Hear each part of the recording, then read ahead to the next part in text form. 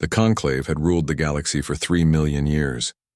Their crystalline ships drifted through space like geometric nightmares, harvesting worlds and civilizations with the methodical precision of gardeners pruning weeds. They had perfected the art of extinction, not through rage or malice, but through cold, calculated necessity. Ambassador Kethvaran stood before the human delegation, his translucent form shimmering with barely contained energy. "Your species has been evaluated," he announced, his voice resonating through harmonic frequencies that made the air itself sing. "The verdict is unanimous. Humanity will cease to exist in 72 of your hours." General Sarah Chen didn't flinch. She'd seen the holographic evidence, entire star systems stripped bare, civilizations reduced to cosmic dust, billions of years of evolution erased in moments. The Conclave's logic was simple. Any species showing signs of rapid technological advancement posed a potential threat to galactic stability. Humanity had made the mistake of splitting the atom, reaching for the stars, and asking too many questions. On what grounds? Dr. Marcus Webb, Earth's foremost xenobiologist, leaned forward across the negotiation table. His weathered hands trembled, slightly, not from fear but from barely suppressed fury. "Your species exhibits dangerous curiosity," Kethvaran replied matter-of-factly. "In the past century you have developed weapons capable of destroying your own world, yet you continue to proliferate them. You consume resources at an unsustainable rate. Most critically, you demonstrate an alarming tendency toward unpredictable innovation." Chen exchanged glances with her team. Through the viewport of the orbital station, Earth hung like a blue marble against the infinite black. 7 billion souls, unaware that their cosmic executioners had already signed their death warrant. "You've destroyed thousands of species, based on potential threats," Webb said quietly. "What makes you so certain we can't coexist?" The crystalline being pulsed with what might have been amusement. "Coexistence requires predictability. Your species created nuclear weapons, then used them against yourselves. Twice. You poisoned your own atmosphere, yet somehow developed technologies to reverse the damage. You wage wars while simultaneously composing symphonies. You are chaos incarnate." Admiral Reeves, silent until now, spoke up. "Every species you've encountered has followed predictable patterns. Without exception. The Veltar Empire lasted 12,000 years with minimal technological advancement. The Zephyrian Republic maintained perfect social stability for 50 millennia. Even the warlike Krath followed logical expansion patterns. But humans," Kethvaran's form flickered. "Humans defy categorization." Chen stood slowly. "Show us your historical records." "That is unnecessary. Your fate is sealed." "Humor us," Webb interjected. "Consider it a final request." The air shimmered, and suddenly they were surrounded by three-dimensional projections, the entire recorded history of the galaxy.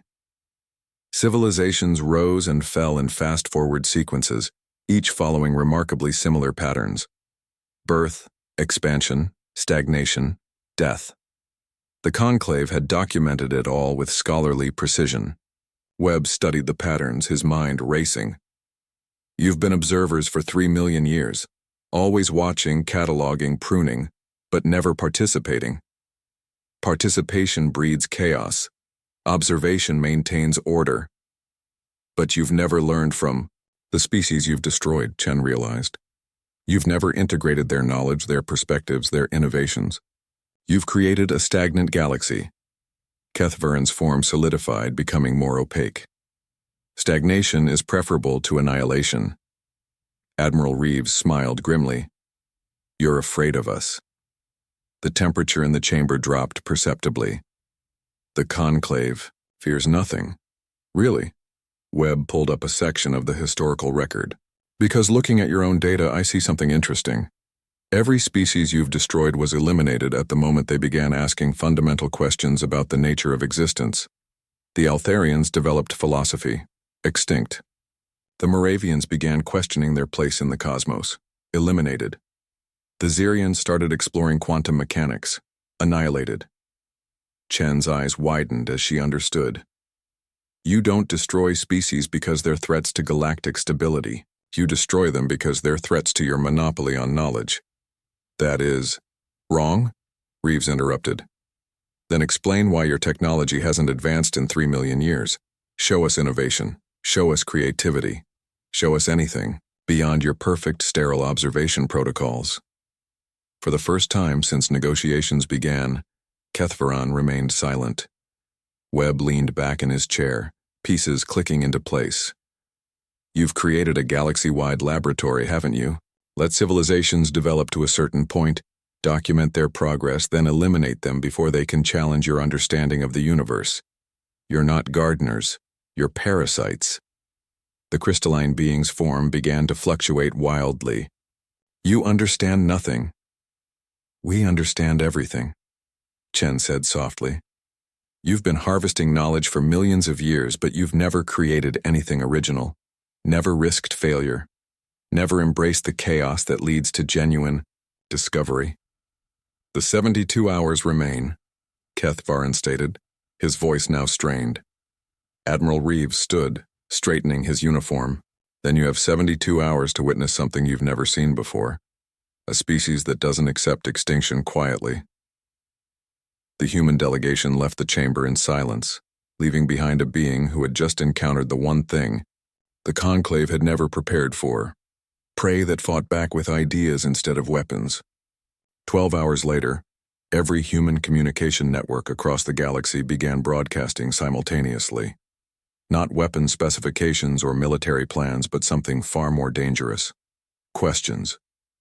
Billions of questions about existence, consciousness, the nature of reality itself. Philosophical paradoxes that had no clean answers. Mathematical theorems that suggested infinite possibilities. The Conclave's perfect order began to crack as their crystalline minds, designed for cataloging and categorizing, struggled to process the chaotic flood of human inquiry. For 3 million years they had eliminated questions.